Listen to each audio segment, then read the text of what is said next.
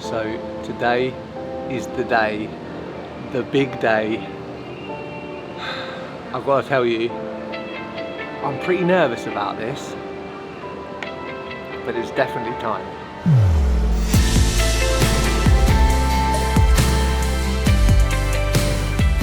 Today is the big day, the day that I'm going to ask this girl, Leah, to spend the rest of our lives together. For the past couple of weeks, we've been travelling around Malaysia together, sharing one backpack between us, and somehow, in our shared backpack, I hid this wooden ring box. This is the most important question that I'm ever going to ask, and it's been on my mind a lot during the past 4 months whilst there's been 10,000 miles between Leah and I. She's in Australia and she's been in Australia for quite a few months now. During that time, we had each been focused on our own individual tasks, but united around a single project. Our shared dream of building a tiny studio and driving around the world.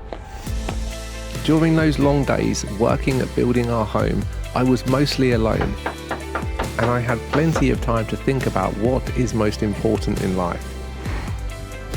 I realised it's not about which adventures you fill your life with, but who is with you on those adventures. So I finally plucked up the courage to ask the one question that Leah has never intended to answer.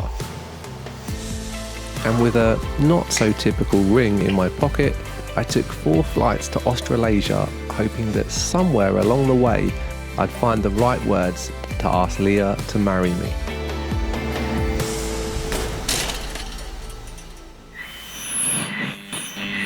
Most of our friends and family don't know how we came about, mainly because we are nomadic and unfortunately can't spend much time with them. However, we have been very lucky to have spent quite a lot of time together. As much of our lives are shared publicly, we've had a lot of questions about if we're a couple or not, and to be honest, we never answered them, partly because we were figuring that out for ourselves.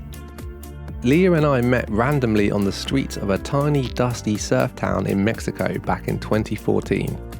It's fair to say that we hit it off straight away, but the first night she slept in my bed was an absolute disaster.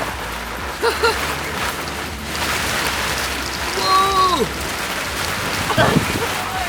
This is a crazy storm in my life, really. It could not have gone worse. We ended up sharing the bed with 6 people. It was enough to put anybody off, but somehow it didn't put Leah off. And amazingly, a few weeks later, she came back to the Kombi for more adventure. I don't know how you're going to feel peeing in front of 2 guys. You can pee in the front. Sure. In a bucket. This is Kombi life on the streets of San Diego. Now, we were not just one-time travel buddies, we were spending proper time together. And we were starting to lay the foundations of a solid friendship. Are you still filming me? Maybe. It's my documentary. Leah's documentary. It's just a shame it couldn't last. It would be a year later, and to my surprise, we were both travelling in the same direction again. In Canada, Leah rejoined Kombi life. I've never met a girl quite like her who sees all of life as such a big adventure. However, it's one thing to sign up to the good times, but it's quite another to stick through the tough times. Beer time. Everything will be okay. It's just a bump in the road. There's a lot of bumps in the road, Leah. When our transmission died 1,000 miles short of the Arctic, it was game over for the whole crew. I was so preoccupied at throwing my own toys out of the pram that I never realised that the reason Leah was upset wasn't just because the Arctic road trip had failed. Leaving you in Alaska again.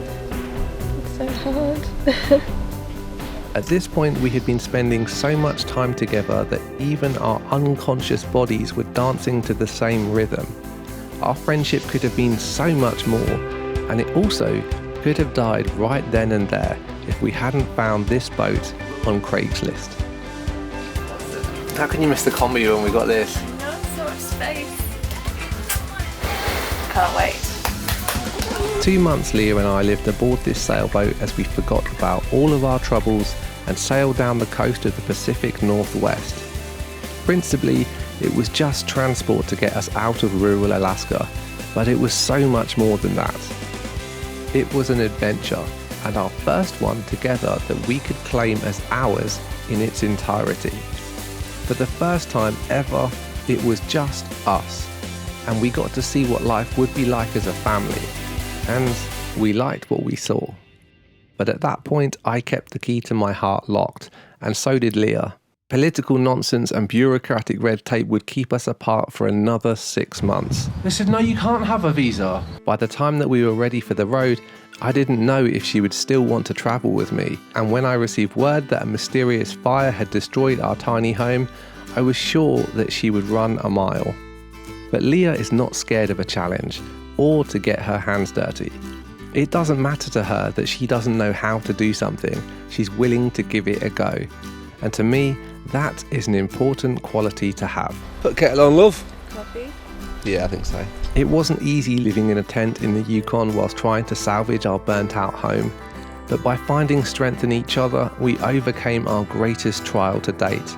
And together, we grew stronger. I could go on about the story that is currently unfolding, the plan to pull a 45-year-old bus out of the desert, turn it into a home and off-grid studio, and drive it overland from the USA all the way to Australia.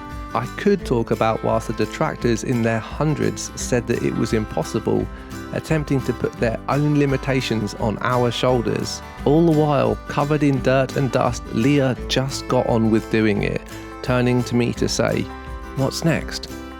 Yeah, I could go on with that, but by now, I think it's pretty clear the type of person that Leah is.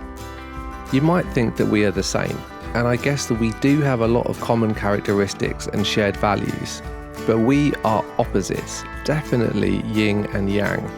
But that is where our strength comes from.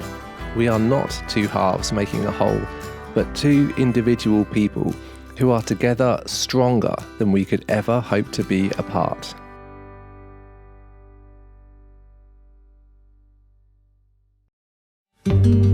I haven't always made the smartest decisions in my life, but Leah is definitely a keeper. And if you didn't know by this point, yes, we are a couple. And depending on the answer to the question I'm about to ask, hopefully we will be for a very long time. So as we headed on a day hike into the jungle with a bulging ring box stashed in my swimmers that somehow Leah didn't notice, I began to search for the perfect romantic spot. So Malaysia is quite mixed culturally and religiously, but predominantly it's Muslim. So we have to make sure that we dress appropriately. So this kind of attire, swimwear, is not appropriate, and lewd behaviour is not appropriate. So keep the intimacy behind doors. Great. Trust me to pick a proposal country where it's literally illegal to show public signs of affection. Still, I had procrastinated over this proposal too long already, so somewhere in this jungle I would ask her, even if she'd always said that she wouldn't get married. I tried to keep my mind present as we explored the jungle together, filming for our travel series along the way. How you going, Leah? I'm sweating buckets here. So humid, it's hard to breathe. Leah thought we were here to capture how the buffalo herders had shaped the path through the jungle, and how the native spice trees grew all around us. Oh yeah, it's cinnamon. But really, that wasn't why we were here. My mind was elsewhere, still trying to find the words. Each time we stopped to catch our breath, I was a microsecond away from just whipping out the ring and asking. But we were so hot, so sweaty. Not yet. It's funny the things that get in the way of this moment. Life is so hectic, it can be hard to find the right moment to ask. These days we see hundreds of images of perfect proposals on social media, and it's only natural to want to give that same perfection to the person that you love. Where shall I do it? And what the heck do I say? Never mind what kind of ring should I get, and what happens if it doesn't bloody fit on her finger? But screw all that. Life isn't about waiting for the perfect moment. It's about seizing the moment, and making it perfect in your own way.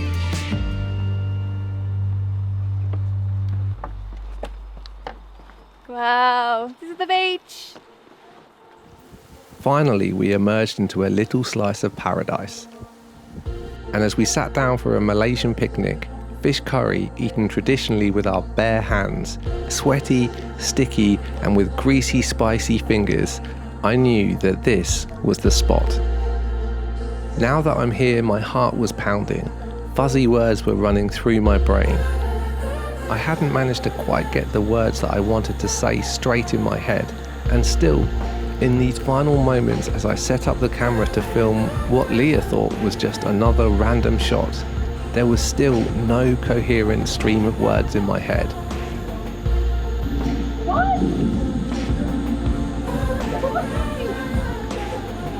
But I must have found the right words, because she said yes.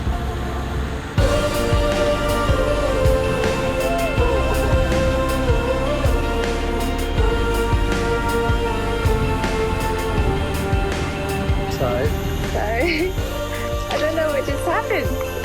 I went into the jungle single and I came heading out engaged. I'm freaking out. It's really weird.